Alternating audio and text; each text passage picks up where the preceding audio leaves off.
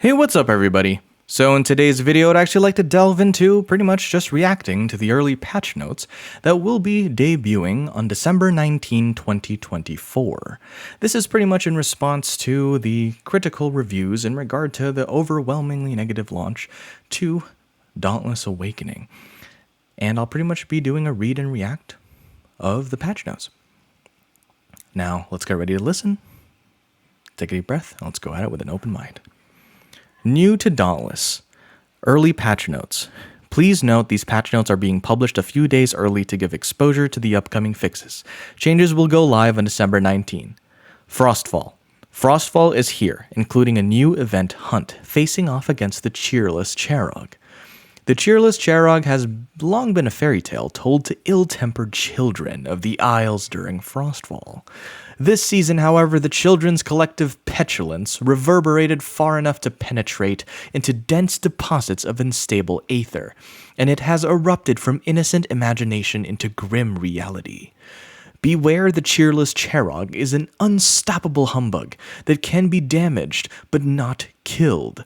Pummel it with all the snowballs and holiday cheer possible to survive until it retreats back into the fireside folklore it came from. More details in your inbox. Bug fixes. Behemoths. Fixed an issue with behemoth attacks becoming out of sync between the game client and server after Enrage, resulting in players being hit by attacks that did not visually seem to have hit them yet. Fixed an issue where epic parts were not correctly dropping from some dire behemoths that used to have heroic versions pre-awakening. Fixed an issue that caused players to not always be staggered in the correct direction by heavy behemoth attacks. Fixed Karkanos' parts being unintentionally hard to break during the Titan's Awakening event. Fixed Karkanos' umbral pools not doing damage to players. Fixed Karkanos' missile attack no longer activating after the first few salvos. Fixed a rare issue where Karkanos could turn invisible temporarily. Oh gosh.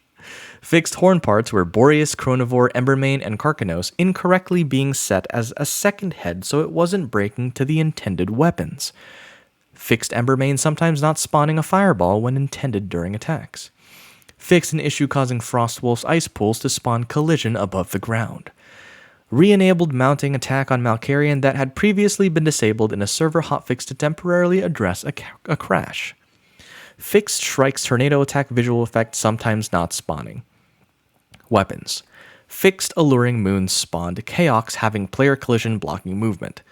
Fixed an exploit that allowed players to spawn infinite Chaos using Alluring Moons. Removed a debug visualization that could spawn around Firestorm's projectiles. Fixed Golden Claw's passive 3 talent stacking infinitely and also addressed it doing unintentionally high increased damage even without stacking.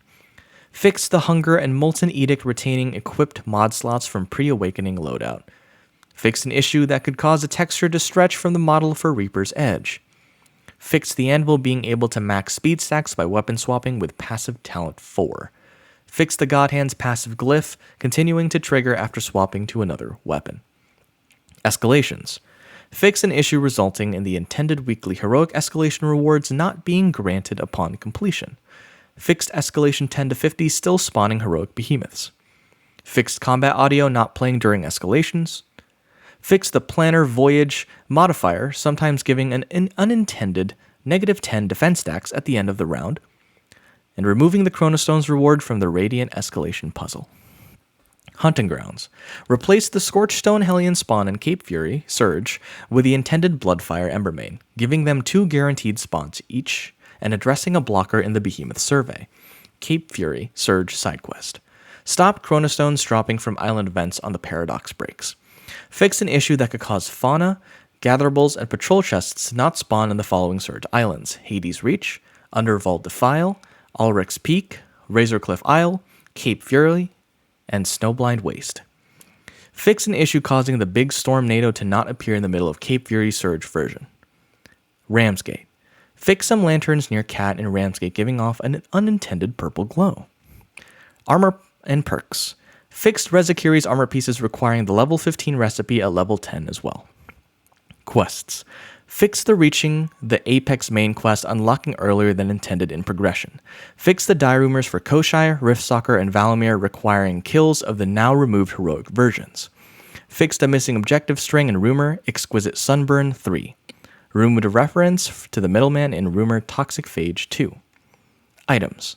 Fixed curiosities not being consumed from inventory when used. Pack it up, folks, party's over. Fixed Hunt Pass prestige cores not being listed separately from other rare cores in the core breaker. Fixed Assault Tonic count reducing by 2 when only 1 is used. Fixed banners not being individually customizable per loadout slot. Fixed head accessories being the same across all loadout slots, despite the My Slayer screen showing the intended one equipped.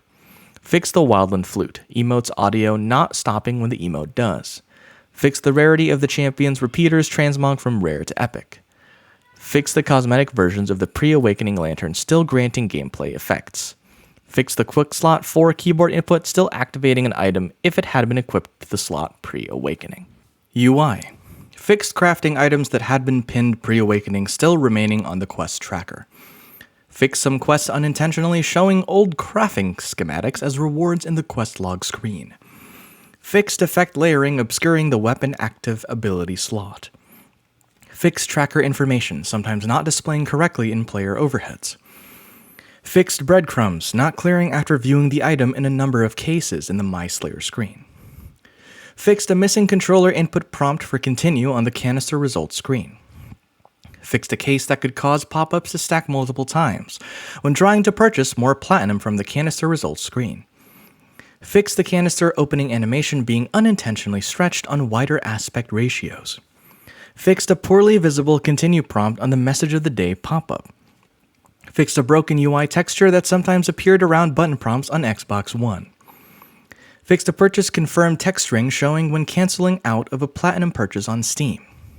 Fixed some long quest titles flowing out of the NPC interaction screen. Fixed unintended audio behavior with hold prompts. Fixed videos in the move list screen not looping on PlayStation 4 and PlayStation 5. Removed an input that could still allow access to the reward cache. Removed an input that could allow access to a work-in-progress version of the hunt screen. Fixed item names in the Steam checkout pop-up from appearing in the correct language. Performance. Enabled dynamic resolution with a lower bound of 70% of 4K as a short-term assist to performance on PlayStation 5 and Xbox Series X. Please note that improving performance more generally across all our platforms remains high on our priority list. Stability.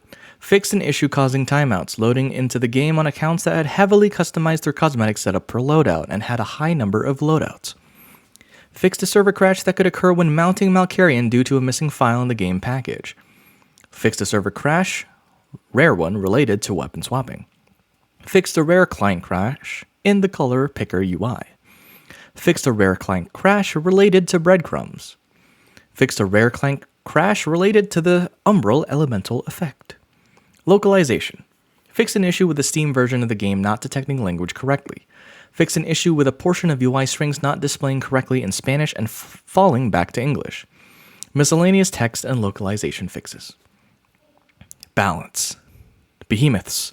Moonreaver Shrike's wing swipe projectile now adds the shock debuff if hit. Oof. Allowed Spore-struck Cherog to use more of its moves outside in range to reduce encounter downtime. Weapons. Remove the steel marks for the third weapon talent unlock on all weapons. Fixed Fury of the Mountain special 4 talent so it correctly gives the determination gain of 15. Was originally 5. Increased duration of Oathkeeper's legendary ability from a default of 15 seconds to 30 seconds. Increased Oathkeeper's legendary 3 talent from 5 to 10 seconds. Stop players from being able to hit or redirect lightning orbs spawned by Skies of Ostia turrets as they can get in the way and cause you to do less damage. Lower the Living Branch's legendary ability default cooldown from 60 to 40 seconds, and with a talent, 40 seconds to 20 seconds. Lower the Silver Sword's legendary ability cooldown from 90 to 50 seconds. Buffing the Hunger. Basic attack damage increased by 10 to 20% each. Light attacks grant 3 meter per hit. Active Talent 2 buffed from 5% to 15%. Passive Talent 1 buffed from 30% to 40%. Passive Talent 2 now also works with Passive Talent 5. Passive talent 5 no longer gives a defense penalty, now just gives 4 defense while in Verge of Night. Hunting Grounds. Added existing Blazeworks 75% XP boost to all level 60 Hunting Grounds and removed it from the level 30 Blazeworks. Turned down the power level of behemoths on level 60 islands as they were hitting harder than intended. Armor and perks. Replace the Predator perk on Shrike armor with Cunning and on Malkarian armor with Sharpened. The Predator perk's cost has been reduced from 8 to 5. The Strategist perk now stacks up to 500 shields. Please note that the text string will be updated in the next patch. The Fortress perk increased from 120 to 150 shields. Economy. Rebalance Hunt Pass Prestige Core drop tables to give more guaranteed rams and Aetheryte. Significantly increased rams rewards from almost all main and side quests and added rams rewards to a few side quests that didn't have them. Increased average rams drop from patrol chests. Increased rams drop from behemoth kills from a range of 100 to 500 to 115 to 1000 based on behemoth level. Adjusted Chaos kill ram drops to better balance with behemoth kill drops. Quality of life. Removed weapon swap combos from the move list panel in the training grounds to avoid confusion for early game players who only have one weapon equipped and so cannot complete them. They still show in the full move list menu. Armor and perks. Re-added the HUD icon for the pulse perk for better tracking. Lastly, quests. The main quest, a heroic accomplishment, no longer requires main quest Karkanos Rising to be completed first, to allow players faster access to Dauntless Trials and heroic escalation. The side quest Medicinal Purposes, which unlocks tonic crafting, no longer requires the side quest The Slayer's Path to be completed first. Main quests Welcome Back Slayer and Basic Slaying now both unlock from the start for returning players, to avoid a rare case where they could get stuck unable to unlock Basic Slaying in order to proceed through the game. Now, pretty much just my reaction. I think this is fantastic. I feel like I've been saying this for the past however many videos I've been reacting to it. The devs have gotten it pretty spot on in regard to the general technical perspective and approach towards fixing the bugs. Now, the next thing that we'll have to check and make sure that they actually follow through with is the implementation, how polished it is. There are probably going to be various fixes that will essentially create more problems, as that is essentially the base foundation of code. But we will see, and just see how much they're able to do. I honestly believe that based off what they're essentially promising and pushing forward, this is the best I have ever seen the devs push Dauntless out ever since pre-Critpot. I don't know if many of you know what Critpot is, but that was like, 4 years ago, maybe 3 years ago, somewhere around there. And this is incredible to be able to see. I have honestly never seen this in the longest of times, and I've played this game for years. And for those of you who don't know, I have played this game pretty much not just as a high-level competitive player, but as a coach, as a guild leader, as a casual, and pretty much as someone who just loves the movement and the weapons from a standpoint of just screwing around with them. I think this is a fantastic step in the right path. And as long as they're able to implement it with great effect and great impact, I believe this is what we've needed. And this couldn't have come at a better time, considering, well, how rough the past few days have been in regard to Dauntless Awakening and people's perspective of it. Good job, devs. Keep pushing. And I really can't wait to see what you guys have for the 19th, and I hope you're able to push through with everything that you're showcasing here on the patch notes. But anyways, guys, thank you so much for taking the time to listen and pretty much watch. And if you liked the video, please like and subscribe. It would really help me out in the long run. But anyways, guys, thank you so much once again, and I hope to see you guys in the next video. Take care, and have a great day.